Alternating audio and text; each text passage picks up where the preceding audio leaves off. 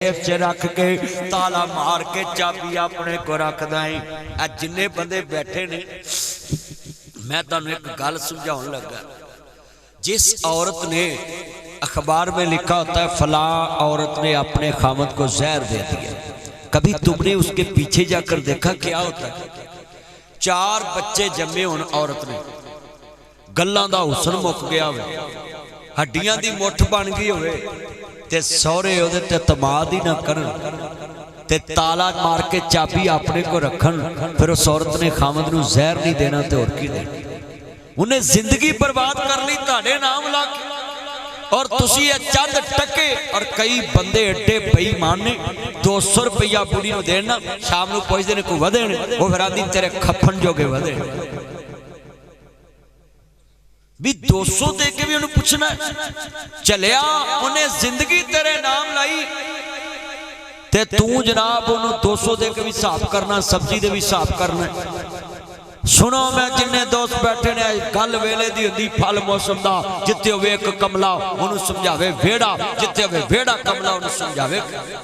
इत्थे मां भी अन्नी, धी भी अन्नी, पुत भी अन्ना, अन्ना है जवाई तेरा अपने सानू भाग लाया को नौ भी अन्नी आई टब्बरी।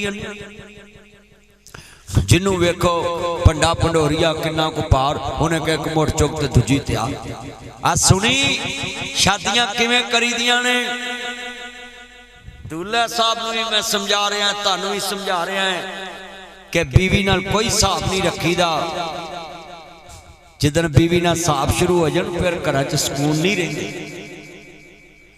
ते कई दूल्हे बड़े खचरे होंदे ने, बेगम कोलों हक महर भी ले लेंदे ने। कोई गल नहीं तू अपनी मर्जी ना दे दे। सस्सां बड़ियां तेज हुंदियां, कोल बैठे में कही मम्मी नहीं तेरे सौरे को लिया ते तू भी ना लै, तेनू लवे मौला। तै किन्ना हक महर दिता है? हक महर किन्ना?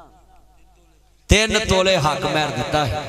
ते कई लाड़े एडे अंतरे ने हक महर लिखा दे ने 10 लाख रुपया, 10 बाल जम के कबरां च वड़ जांदे ने, वो लिखिया ही रह जांदा। ओए हक महर मौके ते दईदा है ते बहुता दईदा जिन्नी तफीक होवे। पर साडियां जंजां बड़ियां अंतरियां ने, 2 कम्मां ते आके गरीब हुंदियां ने। एक मौलवी निकाह पढ़ावे तेनू आंदियां ने जंज गरीब है तुसीं 2000 च गुजारा कर। क्यों फजीकी साहब अल्लाह मौलवी राजी हो जाएगा तेरे ते अल्लाह राजी हो। मौलवी ने दुआ ही देनी है तेन। तवज्जो मेरे वर्ग।